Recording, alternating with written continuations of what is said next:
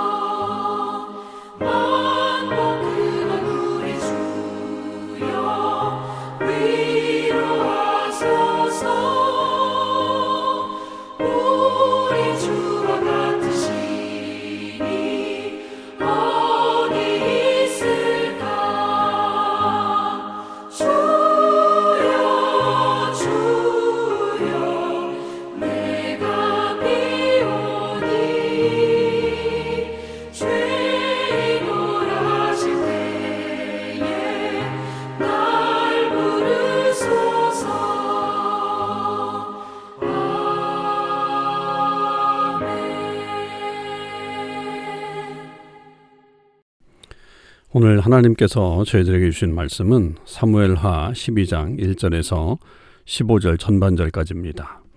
사무엘하 12장 1절에서 15절 전반절까지 제가 읽겠습니다. 여호와께서 나단을 다윗에게 보내시니 그가 다윗에게 가서 그에게 이르되 한 성읍에 두 사람이 있는데 한 사람은 부하고 한 사람은 가난하니 그 부한 사람은 양과 소가심이 많으나 가난한 사람은 아무것도 없고 자기가 사서 기르는 작은 암양 새끼 한 마리뿐이라. 그 암양 새끼는 그와 그의 자식과 함께 자라며 그가 먹는 것을 먹으며 그의 잔으로 마시며 그의 품에 누움으로 그에게는 딸처럼 되었거늘 어떤 행인이 그 부자에게 오매 부자가 자기에게 온 행인을 위하여 자기의 양과 소를 아껴 잡지 아니하고 가난한 사람의 양 새끼를 빼앗아다가 자기에게 온 사람을 위하여 잡았나이다 하니 다윗이 그 사람으로 말미암아 노하여 나단에게 이르되 여호와의 살아계심을 두고 맹세하노니 이 일을 행한 그 사람은 마땅히 죽을 자라. 그가 불쌍히 여기지 아니하고 이런 일을 행하였으니 그 양 새끼를 4배나 갚아 주어야 하리라 한지라. 나단이 다윗에게 이르되 당신이 그 사람이라. 이스라엘의 하나님 여호와께서 이와 같이 이르시기를 내가 너를 이스라엘 왕으로 기름 붓기 위하여 너를 사울의 손에서 구원하고 내 주인의 집을 내게 주고 내 주인의 아내들을 내 품에 두고 이스라엘과 유다 족속을 내게 맡겼느니라. 만일 그것이 부족하였을 것 같으면 내가 내게 이것저것을 더 주었으리라. 그러한데 어찌하여 내가 여호와의 말씀을 업신여기고 나 보기에 악을 행하였느냐. 내가 칼로 햇사람 우리아를 치되 암몬 자손의 칼로 죽이고 그의 아내를 빼앗아 내 아내로 삼았도다. 이제 내가 나를 업신여기고 햇사람 우리아의 아내를 빼앗아 내 아내로 삼았은즉 칼이 내 집에서 영원토록 떠나지 아니하리라 하셨고 여호와께서 또 이와 같이 이르시기를 보라 내가 너와 내 집에 재앙을 일으키고 내가 내 눈앞에서 내 아내를 빼앗아 내 이웃들에게 주리니 그 사람들이 내 아내들과 더불어 백주에 동침하리라. 너는 은밀히 행하였으나 나는 온 이스라엘 앞에서 백주의 일을 행하리라 하셨나이다 하니 다윗이 나단에게 이르되 내가 여호와께 죄를 범하였노라 하매 나단이 다윗에게 말하되 여호와께서도 당신의 죄를 사하셨나니 당신이 죽지 아니하려니와 이 일로 말미암아 여호와의 원수가 크게 비방할 거리를 얻게 하였으니 당신이 낳은 아이가 반드시 죽으리이다 하고 나단이 자기 집으로 돌아가니라. 아멘. 오늘도 우리 참소망의 귀한 식구들과 또 이 새벽기도에 참여하는 모든 주의 백성들에게 하나님의 은혜와 사랑이 충만하기를 주님의 이름으로 축원을 드립니다. 오늘은 우리가 12장 사무엘하 12장 1절에서 14절까지지만 15절 전반절까지가 더 맞다고 생각해서 오늘 15절 전반절까지 말씀을 보도록 하겠습니다. 이 말씀은 이제 다윗이 죄를 저지른 다음에 자기 스스로는 완전 범죄가 되었다라고 그렇게 안심하고 있었을 때에 느닷없이 하나님의 사람 나단이 찾아와서 다윗의 죄를 지적하는 그런 장면입니다. 우리가 너무나도 잘 알고 있는 그런 내용이죠. 자, 그런데 이제 이 일의 어떤 시작을 보면 다윗은 자기의 모든 범죄가 다 숨겨졌고 자기는 이제 완벽하게 그런 죄에서 해방되었다. 이렇게 생각을 하고 있었던 차에 하나님은 그것이 끝이 아니다라고 하는 것을 이제 살아있는 말씀을 보내는 거죠.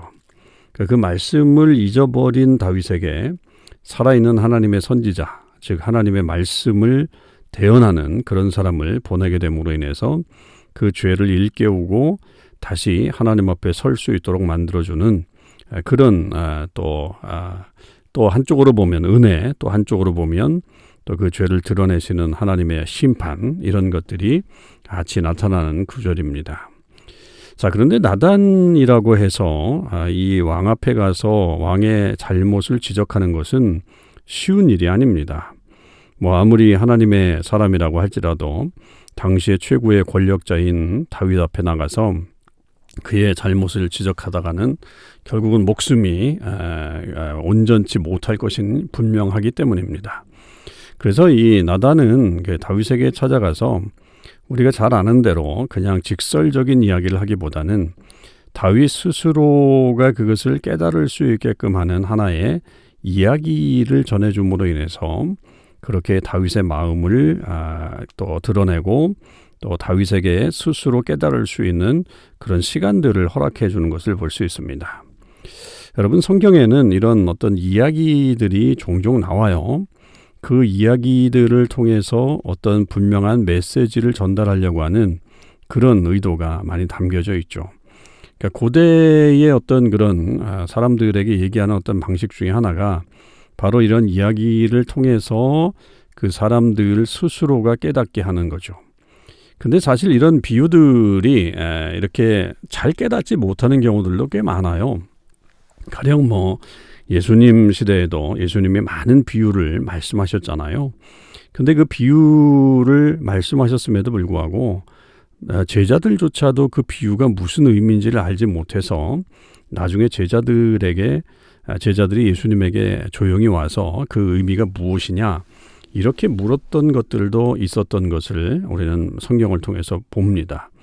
그러니까 이야기로 전달하는 것은 굉장히 스무스하고 그리고 자연스럽게 연결이 될 수 있지만 때에 따라서는 그것을 듣는 사람이 그게 내 이야기인가 이렇게 잘 알아듣지 못하는 경우들도 있다. 그래서 이 이야기가 주는 장점도 있지만 단점도 있자. 오늘도 이 이야기를 통해서 다윗이 아주 강하게 분노하잖아요. 그러니까 이 이야기의 내용은 어떤 마을에 부한 사람이 있고 가난한 사람이 있는데 그 부자는 양과 소가 많고 가난한 사람은 작은 암양 새끼 한 마리뿐인데 그 암양 새끼는 오히려 자식처럼 길렀던 품에서 길렀던 그런 것인데 어떤 사람이 이 부자의 집으로 이제 찾아오게 됐고 그 행인이 지나가는데 부자가 대접을 하려고 했는데 자기의 것으로 대접하는 게 아니라 그 가난한 사람이 가지고 있었던 양 새끼를 잡아다가 이 사람을 위해서 봉사를 해주는 그런 일이 이제 있다라고 하는 것을 이제 나단이 이야기를 한 거죠. 그렇게 되었을 때 이 다윗이 그러면 그 정말 악한 사람 아니냐, 그 부자가 정말 악하다, 그 불쌍한 사람을 돌보지 않고 자기 것으로 대접하지 않고 그 한 사람을 그 가난한 사람의 양을 빼앗아서 대접하는 것을 보니 그 사람은 4배를 갚아주어야 한다라고 하면서 아주 경노하는 장면이 나옵니다. 그러니까 이때는 굉장히 객관화시킨 거잖아요, 다윗도. 그러니까 그 이야기를 들으면서 마음에 찔림이 있었을지는 모르겠지만 겉으로는 지금 전혀 그런 내색이 나타나지 않아요. 그리고 왕으로서 그리고 공정한 어떤 심판자로서 그런 사람은 마땅히 아주 범벌을 처해야 되고 그것의 4배를 갚아주어야 한다라고 하는 것으로 그런 판결을 내리게 됩니다. 그러니까 이렇게 되면 이 이야기가 왜 시작되었는지에 대한 것을 깨닫지 못하는 거잖아요. 그래서 결국은 이 나단이 당신이 그 사람이다라고 얘기를 합니다. 이게 아주 강한 메시지죠. 7절에 보면 You are that man. 당신이 그 사람입니다. 그러니까 다윗이 이것을 자기의 어떤 주관화시키지 못하고 객관화시키는 것에 대해서 더 이상 이것을 이야기로 끌어가서는 안 되겠다라고 하는 것을 이 나단이 생각한 거고 거기에서 이제 직설적으로 그 사람이 바로 당신입니다라고 그렇게 이야기를 하게 되는 거죠. 그리고 나서는 이제 하나님께서 당신을 어떻게 이 왕의 자리를 만들어 주셨고 또 당신이 계속해서 그렇게 하나님에게 온전히 섰다면 부족한 것이 없게 주었을 터인데 어떻게 해서 그렇게 한 사람의 아내를 빼앗기 위해서 사람을 죽이고 또 그렇게 악한 일을 했느냐라고 하는 것을 분명하게 이제 선언하고 있는 거죠. 그러니까 죄를 지적하고 있는 것입니다. 그러니까 이 죄에 대해서 둘러치지 않고 이제는 더 강하게 이 나단이 다윗의 죄에 대해서 아주 엄격하고 그리고 아주 단호하고 직설적으로 그렇게 설명을 하고 그렇게 내뱉고 있는 거죠. 그리고 나서는 다윗에게 이제 당신의 이 행동이 결국은 그렇게 악한 행동이었기 때문에 칼이 당신의 집에서 영원토록 떠나지 아니할 것이다. 그리고 지금 왕은 이런 일들을 남들이 보지 않는 그런 것에 행했지만 그러나 이제 은밀히 행했지만 이제 온 이스라엘 앞에서 백주의 당신의 그 아내 그리고 어떤 그 당신의 어떤 그 아주 수치스러운 면들이 드러나게 될 것이다라고 하는 것을 아주 강하게 경고하고 있는 것을 볼 수 있습니다. 그러니까 이야기를 통해서 스스로 깨달아가는 어떤 다윗이지만 겉으로는 전혀 어떤 그런 것에 대해서 내색이 있지 않자 결국 강하게 그 말씀으로 지적하고 있는 것을 보게 되죠. 다윗은 그래서 결국 그것으로 인해서 바로 회개를 하게 됩니다. 물론 우리가 이 회개에 대한 내용은 시편에 가서 더 길게 보지만 분명히 그것을 듣고서 다윗은 13절에 보면 다윗이 나단에게 이르되 내가 여호와께 죄를 범하였노라 그렇게 고백하고 있는 것을 얘기합니다. 그러니까 결국 다윗은 자기의 잘못을 여기서 깨닫게 되는 거죠. 만약에 다윗이 악한 사람이었다고 한다면 그런 죄를 지적한 나단을 가만두겠어요? 자기의 죄를 더 덮기 위해서 더 악한 길로 가는 거죠. 그런데 여기서 이제 브레이크가 걸린 겁니다.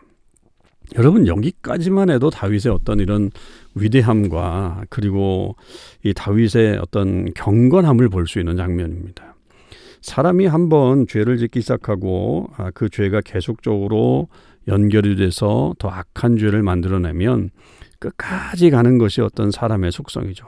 내가 여기서 멈춰서서는 내가 창피하기도 하고 그리고 또 체면도 없고 뭐 여러 가지로 내가 한번 이렇게 말하는 것은 끝까지 밀어붙여야 된다라고 그렇게 나아가는 사람들이 있죠. 여러분 그것은 악한 행위의 정말로 끝판이라고 볼 수 있습니다. 그러나 다윗은 그렇게 가지 않아요. 그것이 다윗의 위대함이라고 볼 수 있죠. 이것이 하나님께서 나를 지적하는 거구나. 나의 죄를 지적하고 있는 거구나. 나단을 통해서 나에게 그렇게 말씀하시는 거구나. 나 혼자 저지른 어떤 죄악인데 나는 완전 범죄라고 생각하고 있었는데 아니었구나 라고 하는 사실을 깨닫고 나서는 그는 내가 여호와께 죄를 범하였노라 라고 그렇게 고백하게 됩니다. 그러자 나단도 다윗에게 여호와께서도 당신의 죄를 사하셨습니다. 당신이 죽지 아니할 것입니다.